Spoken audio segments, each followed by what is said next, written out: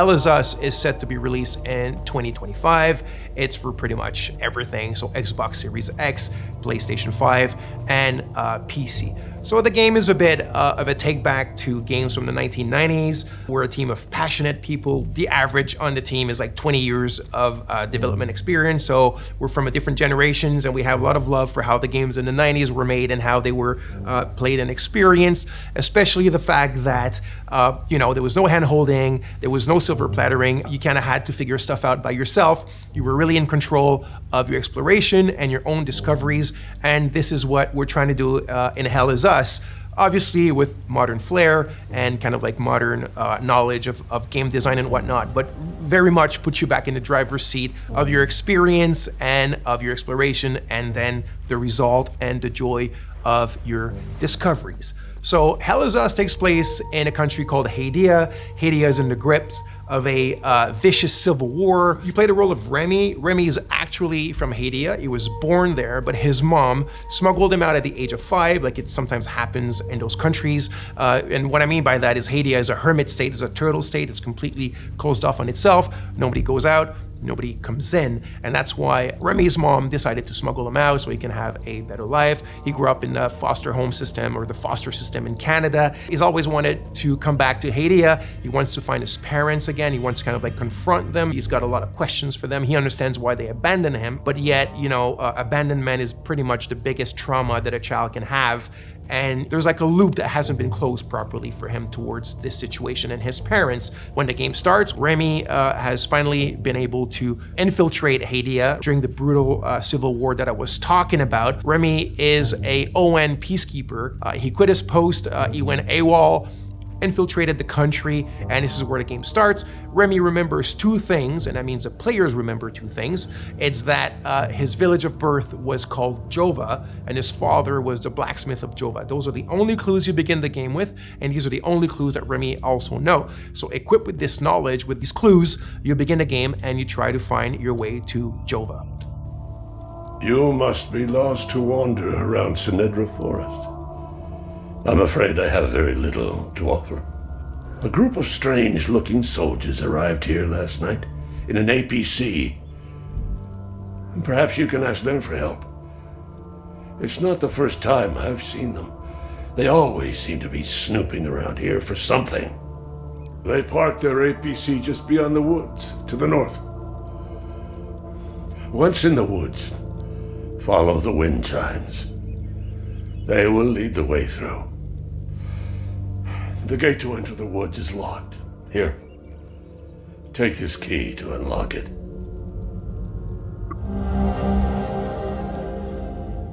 Okay, so let's talk about this design philosophy that I've mentioned earlier, which is, I said the word silver plattering, is something that I had been thinking about for quite a few years, and the team as well, which is, if you look at modern day or contemporary adventure games and RPGs, pretty much everything is given to you on a silver platter. What I mean by that is when you explore, everything appears in front of you. You have your compass on top of you that's like a sixth sense, like a magical sense that detects, all the caves and all the cool stuff around you and the towers and this and whatnot.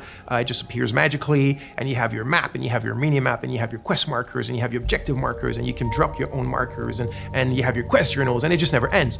And if you think about it, what happens with that is that you're not truly exploring. You're just kind of like flying by wire, and when you find something, it's not really your discovery. It was kind of handed to you on a silver platter. So what you're looking at now is we're having a discussion with a bloke named Ernest Cadell. He's telling us certain information, and then he tells us it's quite far. You need to hitch a ride. You might find people that are willing to give you a ride. It's up to the north of my house, so you're gonna have to use your compass, but your real compass, right, with the coordinates on it, north, south, east, west, blah, blah, blah, and follow that. And he tells you that in the Lost Woods, in order to find your way out, just follow the wind chimes. He says, I've attached them there for my kids when they were young because they kept on getting lost in those bloody woods. And then he tells you, follow the sound of the wind chimes and you'll find your way on the other side of the woods. That's how we do it. It's very organic.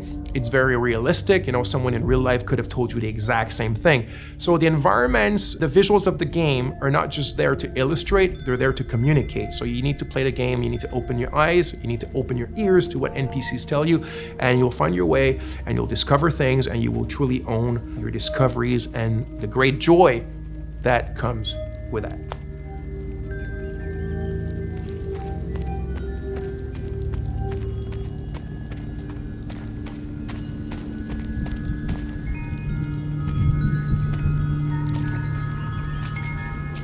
here's another scene or another section that could be considered part of our player plattering philosophy. So here's a puzzle, and there's obviously a solution to the puzzle, but nothing eventually is going to tell you, if the player ends up kind of like taking a bit of time to find a solution. There's not going to be any artificial kind of ways that are going to help him or tell him what to do. Remy's not going to start talking to himself, or i.e. talking to the player with, little clues and whatever. It's really up to you to figure them out. And in the way that the player plattering is inserted in this, we have a good example here with your trusty drone named Cappy. By the way, you can tell now that Remy has his poncho and he has his sword and he has his drone. So it's after he's acquired them, right? Because at the beginning of the game, you saw he was not dressed like that. Now there's a reason why he ends up dressed like this. There's a reason why he needs these things, this equipment, but we don't need to get into these details today. So anyway, there's an ancient language in the country and you kind of find it throughout the game. And the drone has a software, one of his many softwares, and this specific one can translate the ancient language. So this puzzle, the way that it works, you need to kind of like explore and observe your environment around this specific puzzle in order to find the clues on how to solve it. You need the drone, your trusty Cappy, his name is Cappy, also there's something behind that, of course, and you translate those old texts. It gives you little passages of a poem or a psalm or something like that, and through what they tell you and the order in which they seem to have to be pieced back together, you find your clues on what this puzzle does and how to solve it. So again, the players are kind of like just led to their own devices, but things are there, the answers are there, and you have to explore. And again, I repeat it, you have to open your eyes and open your ears, and you'll figure it out.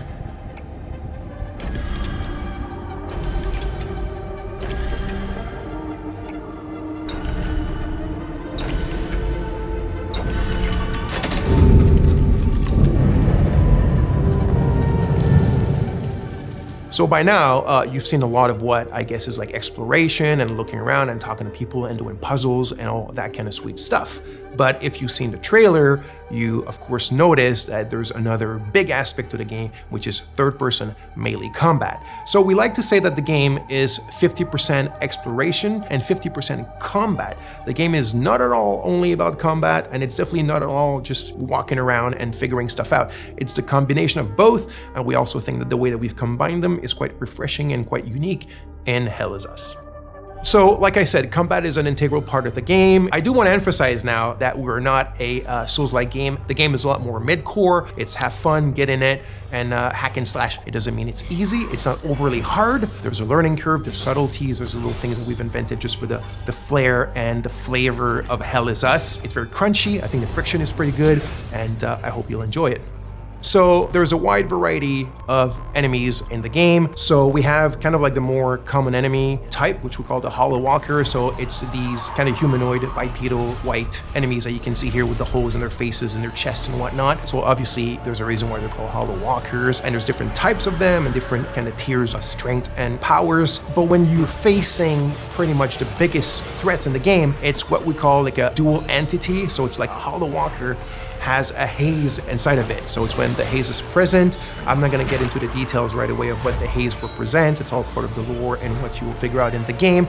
But when you're facing a combo like these dual entities, and it can go to like 3 of them, 4 of them, there's the herders, there's the fervents, and different types like that. But that's when you really need to master the combat system. That's when you start having to use all the tools and techniques at your disposal. The drone has tons of skills to upgrade it, and the drone is very much your little sidekick to help you in fighting multiple enemies at a time. He's not a sidekick in the sense where he talks and he has an AI. He's very much a drone that has its own protocol to do this crowd management during the combat. So you have your different weapons, you have your limbic skills, attack to weapons, which is basically you can see it as your magic, even though in the game it's not considered magic, there's kind of like a scientific base to them. But that's when you really need to master all the little subtleties of the combat system, use all the tools in your arsenal and at your disposition, and get in the melee with these kind of dual or triple or quadruple entities and being able to manage them and be victorious. So like I mentioned, here specifically, you can see a combat against a limbic entity that has multiple hazes attached to the Hollow Walker. That's when it gets really complex, it gets very overwhelming because you're alone, but you got your trusty little cat. So you need to use its skill. So for example, Cappy has a skill where you can distract an entity, either a haze or a hollow walker. You can use the forward charge, which is one of my favorite. You also have the typhoon. You have the super dash skill, which is another one of my favorites, so you can start dashing sideways, forward, backwards, really, really fast. It gives you like this Japanese action game style. And then you also have your limbic skill, so you need to find the glyphs in the game and you need to attach them to your weapons. And this is when you start getting powers that come from these weapons that allow you to take care of these enemies in much more powerful and kind of like impressive ways. That's when the VFX and the sound effects all come together and give you this combat bang that we all like and love. Okay, so now let's take a little pause from the combat and let's go back to the investigation and the exploration. So, like I said, there's no silver plattering. There's none of these kind of like fly-by-wire. It's up to you to figure out what your kicker is. What I mean by kicker is what you're supposed to achieve at this specific moment, what you're actually looking for, where to look for it, and how to look for it, right? Remy and the players are at a ratio of information which is 1-1. It's in Akasa Marshes. It's quite a ways from here. So one of the tools that we're providing you to still kind of help you a bit and manage this 1-1 kind of like knowledge ratio is your data pad. Think of it as a bit your investigation wall if you want, but in a digital 90s format. So your clues, your leads, the important people that are related to your investigation, trying to find your parents and a lot more eventually, are all stored here. They're linked together by the relationships, and now it's up to you to go and investigate about them.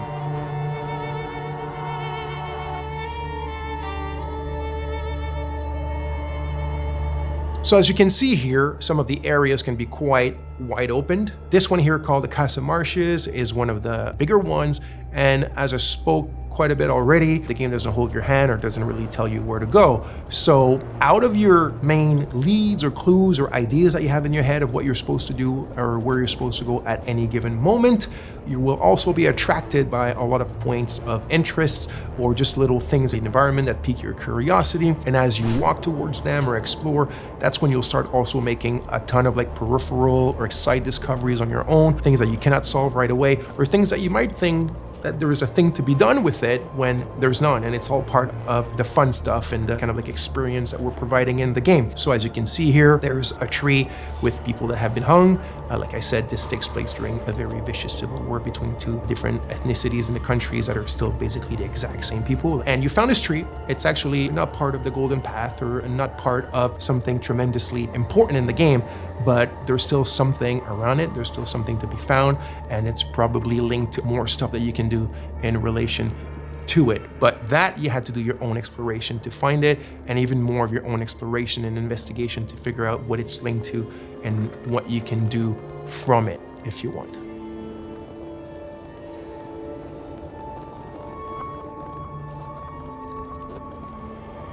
So here we are in a dungeon in the game. So yes, the game has dungeons. This was really important to us. Like I said at the beginning, there's a bit of a love letter to games from the 90s, but one of the challenges was the game takes place in a contemporary setting. The game takes place in 1993, and yet we still wanted dungeons in the game, and I didn't want the dungeons to take place in an abandoned metro station or, you know, in an abandoned factory because it's the modern era. I still wanted the dungeons to be very ancient things. And this brings us to another really important aspect of the game, or one of the very important themes of the game, which is history, historicity, deep history. So history that goes even before history. So there's a lot of mysteries and a lot of lore, and the origin of what's going on in the country and the link to the Civil War is all tied to that deep history and also what has happened since. I won't get into too much details because that will be part of another video for you guys, but you can see a bit of it here, and it shows you the varied palettes and moods and atmospheres that we have in the game, which also I think is something quite interesting and unique that we're doing in Hell Is Us.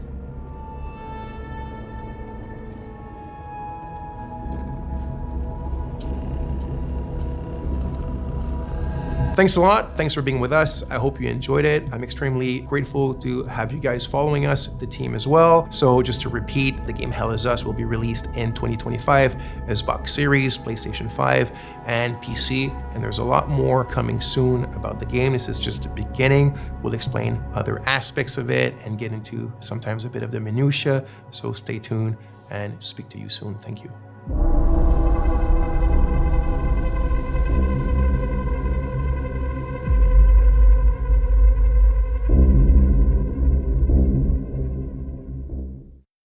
プレイステーション